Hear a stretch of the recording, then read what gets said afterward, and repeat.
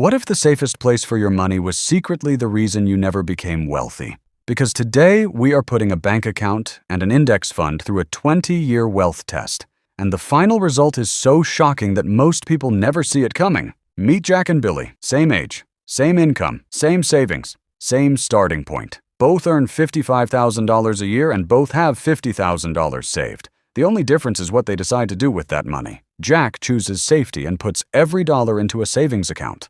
Billy chooses ownership and invests every dollar into a total market index. At first, both of them think they made the smarter choice. For the first year, Jack feels completely confident because his money is sitting safely inside the bank. Every time he checks his account balance, the number is slightly higher than before. It is not exciting, but it feels safe, predictable, and comfortable. Meanwhile, Billy watches his index fund move up one week and down the next. Some days he feels smart.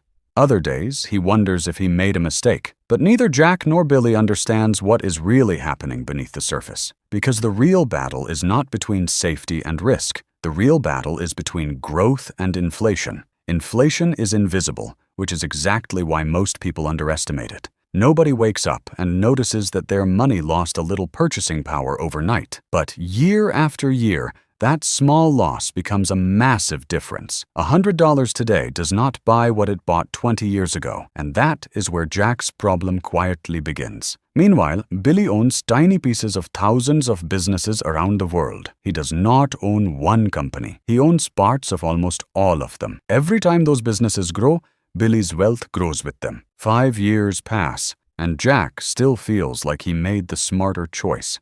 His account balance is higher than it was on day one, but something important has changed that he cannot see. His money is growing slowly, but prices are growing faster. Meanwhile, Billy starts noticing something interesting. His gains are starting to generate gains of their own. This is the moment where compounding quietly takes over, and most people miss it because the early results look boring. 10 years later, the difference finally becomes visible. Jack's bank account looks bigger than ever, but the purchasing power behind that number is much smaller than he expected.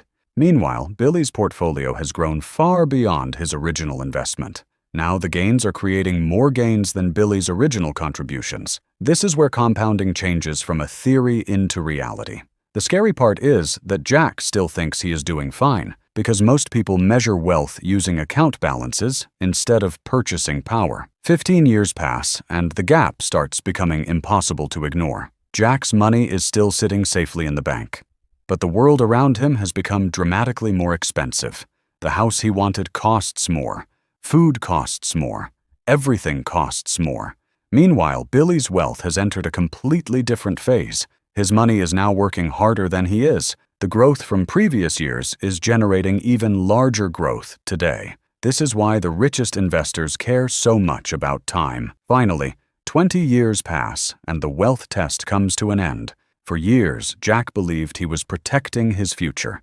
But protecting money and growing money are not the same thing. Billy's investment portfolio is now worth several times more than when he started. The gap that started small has become enormous. And the biggest surprise is that neither of them earned more money from their jobs. The difference came from what their money was doing while they slept. That single difference changed everything. Most people spend years trying to earn more money. Very few people spend time learning how money actually works, because wealth is not created by income alone. It is created by what you do with that income after you earn it. The goal is not simply to save money.